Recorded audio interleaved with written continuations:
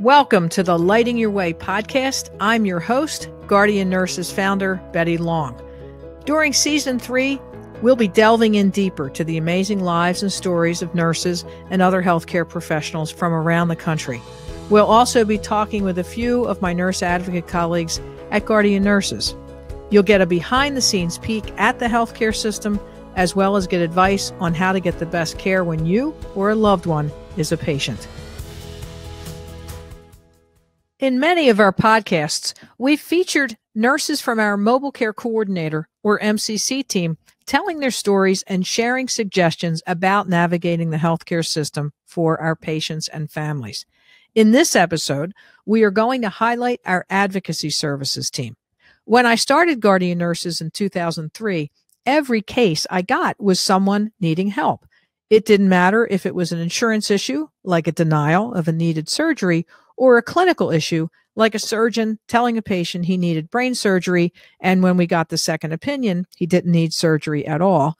I was the nurse who resolved the case, because back in the early days of Guardian Nurses, it was just me with a little help from my nursing friends. And I was paid by the hour by the patient or family. As the company grew, I brought on more nurses to help with those cases. Nurses who had case management background or were experienced working on insurance cases like denials or appeals. Though most of our nurses now work on the MCC team, we still have a team of rock star nurses who only work on what I call our 4-alarm fire cases. You'll hear about a few of those cases in this episode as I talk with Kelly Weldon, our team lead, and 2 of our nurse advocates, Monica Nash and Lori Rivkin. So, Monica, Lori, and Kelly, thank you all for joining me this afternoon for the conversation about advocacy services. I appreciate you taking the time. Thank you for having us. Thanks for having us. Sure. No, it'll be a good conversation. As all of you know, on our podcast, we do provide advocacy services to patients all over the United States. Many of our programs, however, are what we call the Mobile Care Coordinator program. And those nurses are dedicated to certain groups of people, whether they be health and welfare funds or companies. But our Advocacy Services team, these are nurses who answer calls all day, working with patients all over the country and determining whether or not we can help them. And we'll talk a little bit about Kelly and her job. But I wanted to introduce the breadth and depth of the services that you gals provide, as well as other members of our team, but you were the ones that were available. Thank you. So Kelly, I want to start with you. You're the team lead for the Advocacy Services team. How long have you been with Guardian Nurses? I've been with Guardian Nurses just about 3 years now. Okay, great. So you are the team lead because you know all the answers, right? You're the one. So, sometimes I hope I do, but not always. That's okay. That's okay. So tell me. So we've talked a lot about Mobile Care Coordinator and the dedicated nurses to those populations, but tell me a little bit about what the Advocacy Services team does. Yeah, so I like to explain us as the team of nurses that's accepted the challenge to take on the healthcare system. We get an array of different cases and different situations that our patients and clients are in that need help at that moment of time. It's almost like the fire is burning and they need help putting it out. So yeah, we're the ones that they call. So Kelly, about the fire analogy, I think that there are oftentimes when I make the analogy that the MCC program is, well, the advocacy services are the 4-alarm fire and the MCC program is the smoke alarm. So the 4-alarm fire is, give me an example of a call that you might get. Just yesterday, we got a call that one of our patients has surgery next week.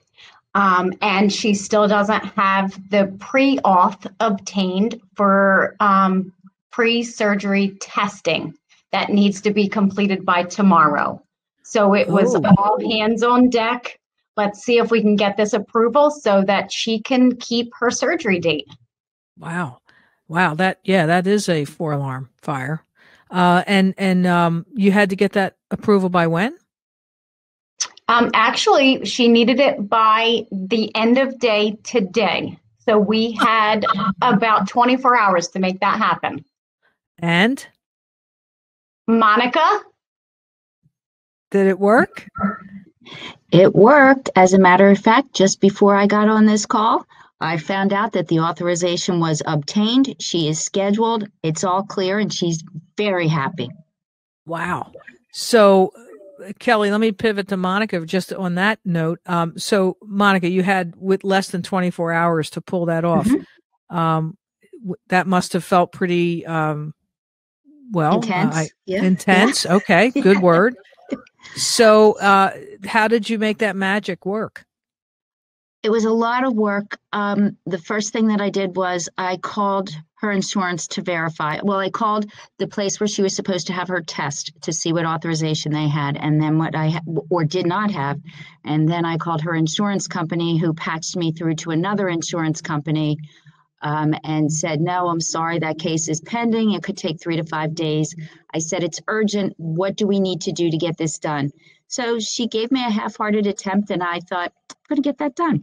So I called the primary care doctor and the surgeon's office and asked them if they could please reprocess medical records, et cetera, et cetera. I got telephone numbers, I got faxes, gave them instructions, and it went through probably about 5 o'clock our time yesterday.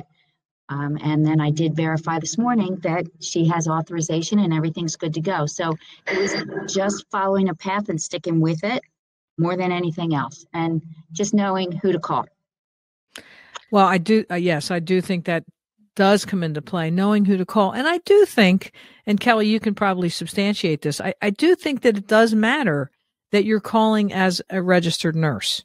I think that does give you some, some certain, hopefully, respect and certainly recognition that and The credibility of it also, that you're in the same field that the person you're reaching out to, they know that you're legitimately working from the medical side of things to make everything happen for the patient, just like they are. But I think that being a registered nurse gives you that credibility on their side.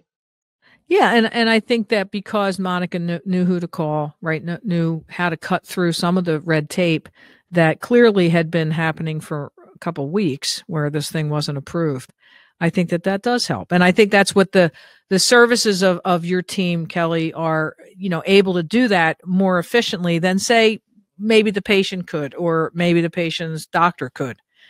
Which is why folks come to us to cut through that red tape. So Kelly, so you are the team lead.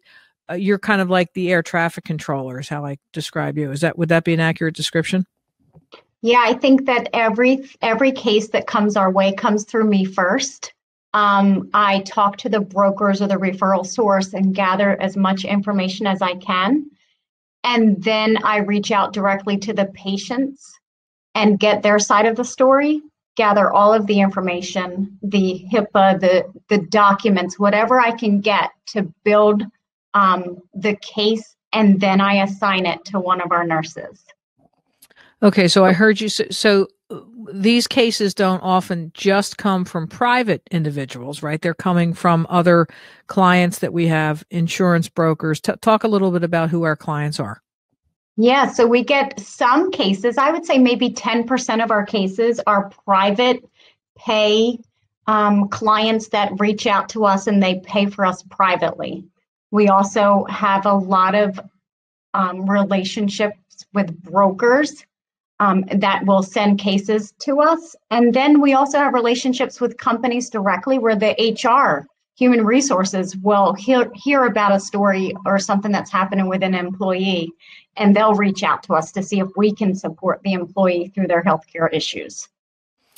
That's great. And then So the HR person is referring, and that's probably helpful to them because then they don't have to get involved and can kind of stand back. And besides, we're the nurses. We're the ones that know how to make things happen. So Monica, let's shift over to you. I remember you telling a story this morning about a case that you recently resolved for a patient. Can you tell a little bit about that story and tell what happened? Sure. I had a patient who had scheduled surgery. She went in and she had the surgery, and post-operatively, there were no beds for her. She had to stay on a post-anesthesia or post-op stretcher until almost 10 o'clock at night, where a sympathetic nursing supervisor found a bed for her on the inpatient orthopedic unit. So she spent an overnight and was discharged later in the afternoon the next day. Lo and behold, a month later, she gets a tremendous bill from the hospital, and it turns out that her insurance had denied her stay at the hospital because when that supervisor so kindly placed her in a bed, she was deemed as inpatient. And the surgery was technically an outpatient, meaning she should have been out of the hospital within 23 hours. So it got a little complex. Obviously, it should have been covered. And what that was going through medical records and pinning down that nursing supervisor at 10 o'clock that night that put her on the inpatient bed. So once we did that, we went back and forth between the hospital and the insurance. And as of yesterday, she has a zero balance. She owes nothing, and she was really happy. And how much was the exorbitant bill that she got? $38,000. It was a lot. Wow. For an overnight stay? Yes. And half of that time was on a stretcher. Ouch. $38,000. Not a bad overnight rate for if you were at the Ritz-Carlton or something. Wow. $38,000. Okay. So no wonder she was happy to hear from you. Yes. So what, and it's just really as probably cases often go, it was just misunderstandings, wrong coding. Wrong coding. Wrong coding. It was wrong coding. And how did that woman find us? Was she a referral from another client? Broker. She was, broker. Yeah, she was a referral from a broker. Great. So 30, wow. So congratulations really on that happy. one. Yeah, I bet. Felt good. Yeah. And Lori Rivkin, you're another one of our, let me bring you into the conversation. You're another one of our super nurses, rock star nurses, as I like to call you. And you had a case. So a lot of the cases that Kelly and Monica are talking about, were insurance related, getting approvals, going back and getting claims resolved or bills resolved. But you recently had a case that was, let's call it a clinical case. A family had called inquiring if we could help with their mom, right, who was getting treatment for cancer, but was having some clinical issues. Can you talk a little bit about how you helped that family? I will. And I do have to say that these cases, I call them are live cases. Not that the appeals aren't live, but these are the here and now, and these are my favorite cases. So I was working with a family that were looking for care for their mom once she left the rehab facility. So one of the first things that I did since my patient was in the rehab facility, I went out to meet her. Because sometimes when families hire us, sometimes what they want sometimes isn't always what the patient wants. So one of my first things to do is be able to tell the patient why I'm out here and why why the family got me involved, and to see what I can do to help the patient reach her goals, but still keeping in mind what the family wants best for the patient.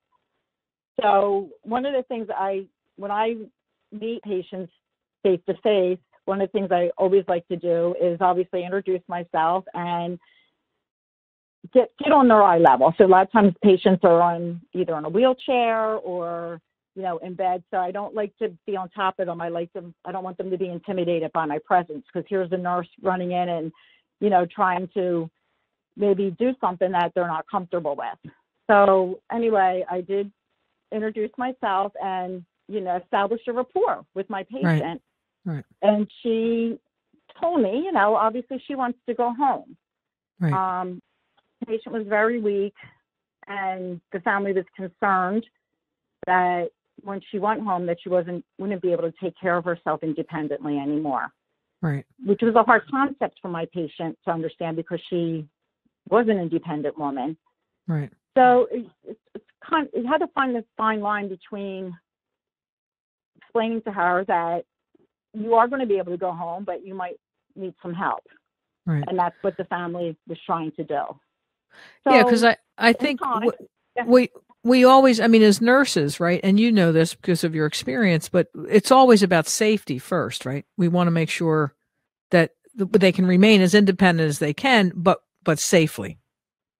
Correct. And that was one of the things that I explained is that, at this point in time that she wasn't independent. And the goal was, even when she got home, she wasn't going to be independent. But if she wasn't safe, right now she's going forward, she'd go 5 or 10 steps back and be maybe in worse position than what she is now. Okay. At that time. So you have to find a tactful way to let the patient know that this is in the long run in their best interest, and that in the long run, the goal would be, okay, you might have someone coming out to help you every day.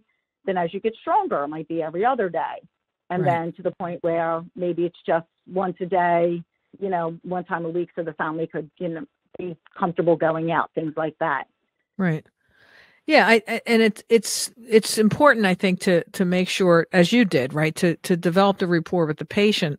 But also, it's sometimes easier as a nurse who's not part of the family to come in and render that kind of opinion or consultation, if you will, and that the patient then, they don't have the relationship that they have with their family, right? You're not their kids.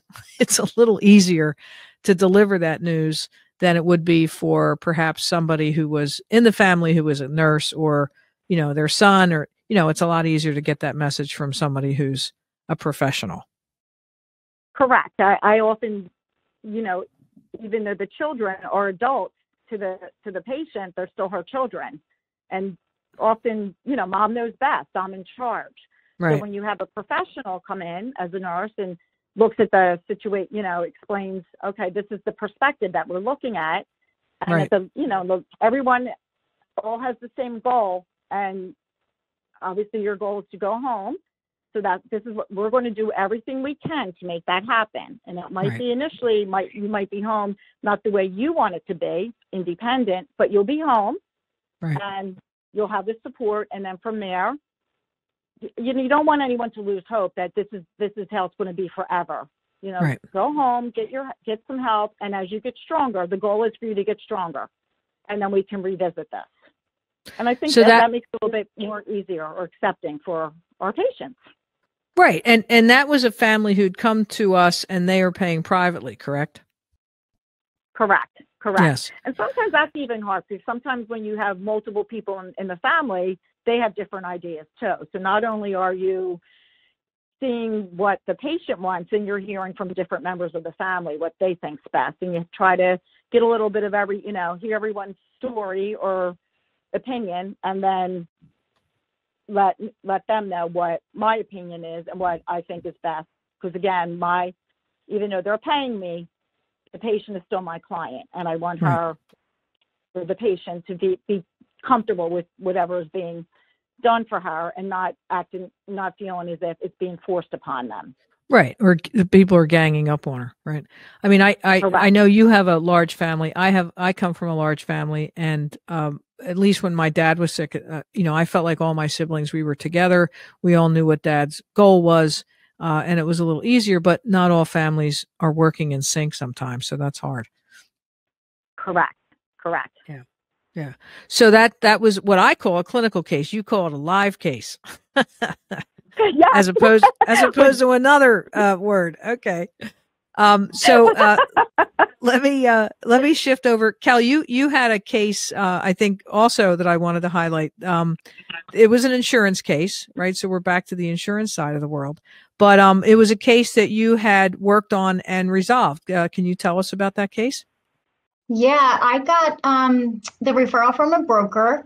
One of the companies he represents had an employee her young teenage daughter had an extremely large breast size, and at her young age was denied a breast reduction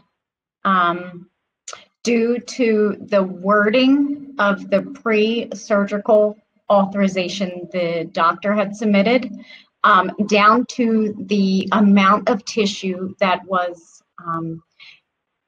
not decided upon, but would be decided during surgery, the grams of that amount of tissue. So if we can, hold on, the approval from the insurance company was based on the amount of tissue that would be removed? Yes. And the doctor had submitted the pre-auth with a range of possible tissue that would be removed during surgery, but would be determined during surgery because it was a difficult amount to determine ahead of time. Yeah. Because it was a range, it was denied. Oh. Yeah. The insurance company wanted the physician or the surgeon to give an exact amount before he even opened. Yep. Wow. And if it wasn't the exact amount, they would not approve it. So you can imagine. How did you figure that out? Well, I had to research the medical records, the documentation, the denial details, speaking multiple calls with the insurance company. I'm trying to determine what the real denial was because it wasn't clear. Once it was determined, I needed to arrange for this young girl to go for a follow-up consultation.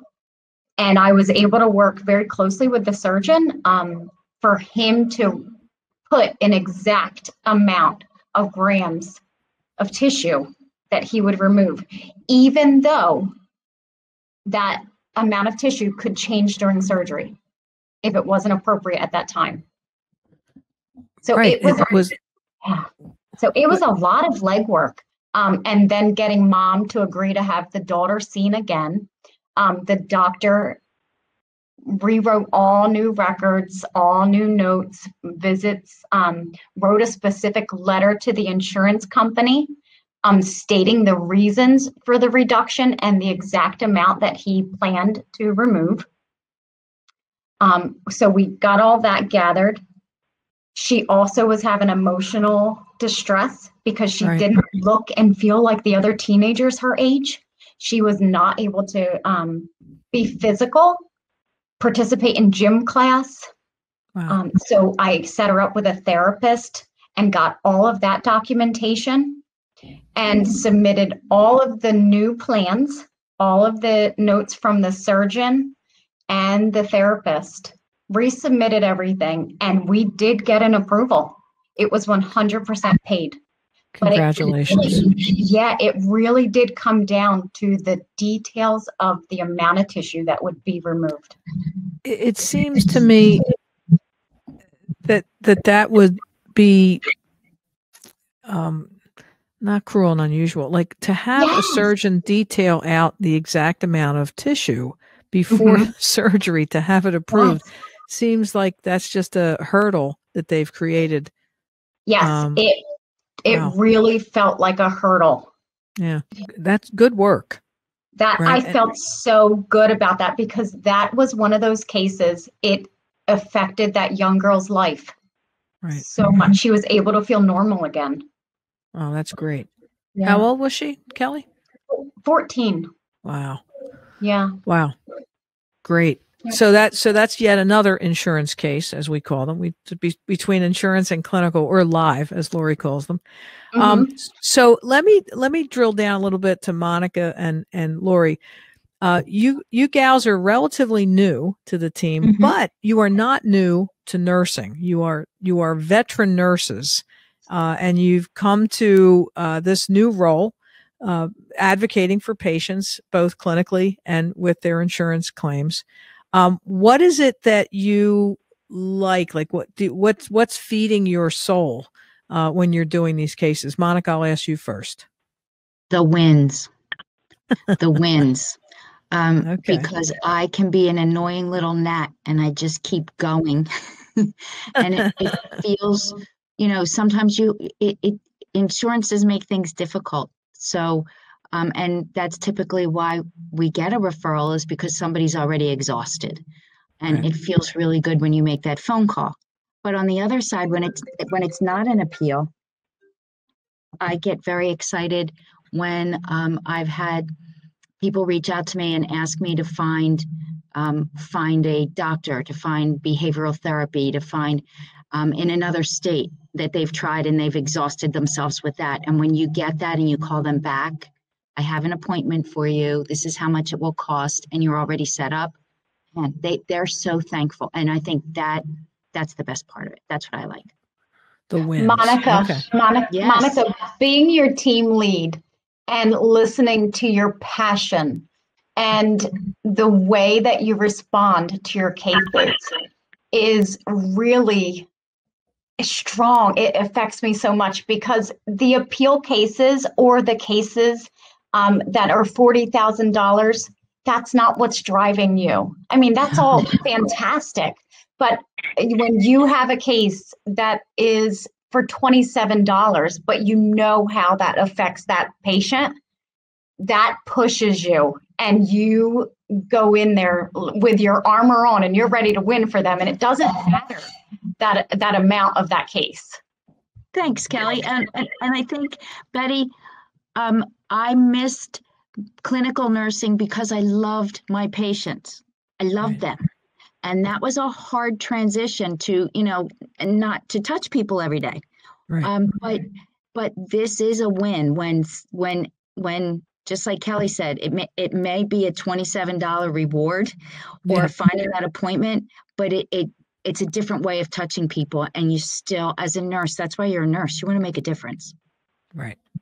Yep. No, I hear it. I know what what Kelly speaks of. I hear it. Lori, how about you? I know that you're a little bit, longer in tenure at Guardian Nurses that Monica is, but what's tell us about your wins. What's feeding your soul? What feeds my soul is when I talk to patients and they're so appreciative of my knowledge. And a lot of time, one of the patients that I've been recently working with, she's had a new cancer diagnosis, and she said to me, "I feel like you're my sister who's a nurse." And I said, well, that's basically what I am. I'm the family member that has the knowledge and knows how to call what physician I should call, when I should call case management, when we should call the doctor, when we should call the insurance company. I'm that family member for our patients that they don't have. And we all know as nurses, we always get phone calls from, a friend, a cousin. Hey, I know you're a nurse, but can you tell me? And basically, when I'm in that role now with my patients, and it's so enjoyable. Sometimes I would say I feel like I'm getting paid for being a good human being. I'm getting paid for my knowledge. My background is completely different from Monica's. I've been in home care almost my whole entire nursing career, so initially it was a lot of hands-on. Then I did work in the office. So I did miss that human touch for many years because I was mostly dealing with insurance companies. Okay. But I think being a part of the team with Kelly and Monica and my other colleagues, we balance each other really well with all our areas of background.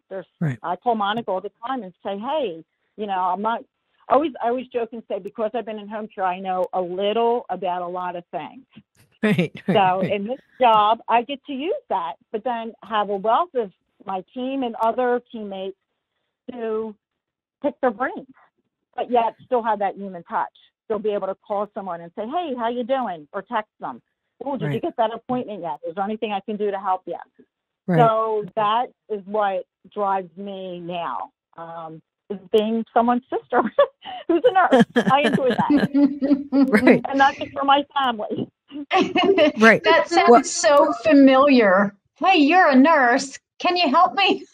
Correct. Yeah, even at cocktail parties, you don't even want to tell people you're a nurse. Like, Yes, I remember, yes. I remember I was at a reception. It was at a holiday reception many years ago, and one of the guests pulled me aside and said, "Hey, can you take a look at this wound I have?" And I was like, "Okay, okay." Yeah, Kelly, how about you? I mean, you were the longest tenured in leadership here for the advocacy team. All of us have certainly worked in the advocacy role because that's what we were founded on, right? That's what when I opened Guardian Nurses, it was because, like Lori said and Monica said, that we can help people in a more direct role that they may not have a nurse in the family, but yet here we are. And you came to us also, I think, from home care. What do you like about the role? I like being that person that people come to that do not have the medical background. And I can always refer back to when something's happening in my family. How would they do this if they didn't have me? If they didn't have someone speaking up for them with their healthcare needs or this new diagnosis, how would they handle this? How would they know which direction to go in? I love being able to be the person that, oh, well, that's your diagnosis. Let's talk about it. How's that going to affect you? What do we need to make sure you have in place? Have you seen this specialist? And maybe that's too long for you to wait. Let's get that appointment sooner. I'd like to help them through that whole process of getting things in place that they would have had no idea of how to move forward without someone that's used to dealing with healthcare. Right. Well, then you are in the right job.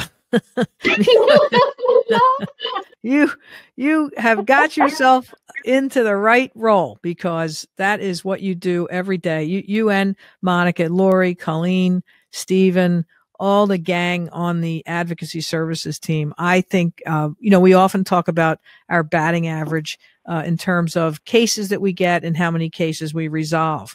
And I know for a fact, I know some of you are baseball fans, but you are batting at least 750 with all the cases that you get. I don't hear many that are that are not resolved. I maybe one in the last month, which, given the amount of volume that you have, is a pretty impactful statistic. So you gals are all in the Hall of Fame, the Nursing Advocacy Hall of Fame, before you're even retired. Think about it. So, thank you. Put a plaque up for us? I want a plaque in headquarters. Wait, I would like a parking spot. You would like a parking spot.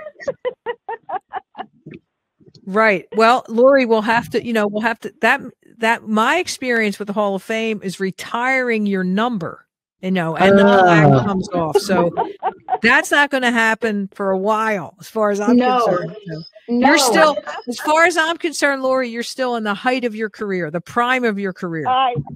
So can we renegotiate our contracts? I want $10 million. Right.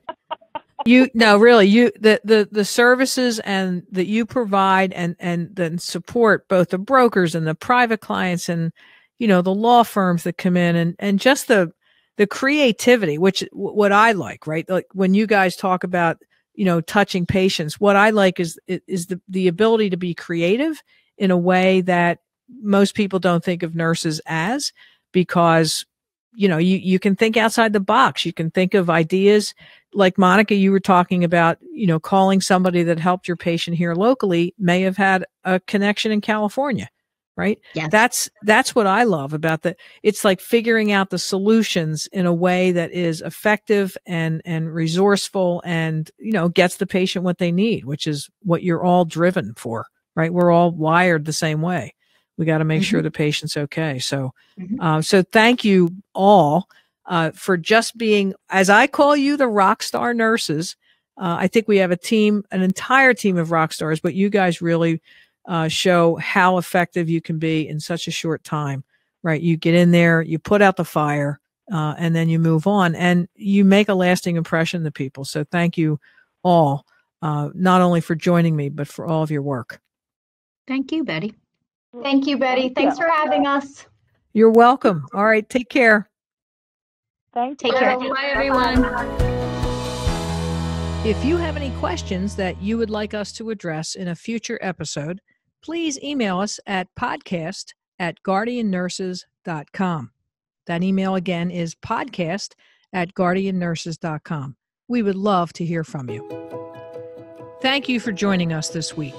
You can find the Lighting Your Way podcast on Apple Podcasts, Google, YouTube, Spotify, and Stitcher. If you liked what you heard, tell a friend and leave us a review. You can learn all about Guardian Nurses Healthcare Advocates on our website, guardiannurses.com. So until next time, find some joy in your life, pet all the good doggies and kitties, and remember to tell your people that you love them. Take care.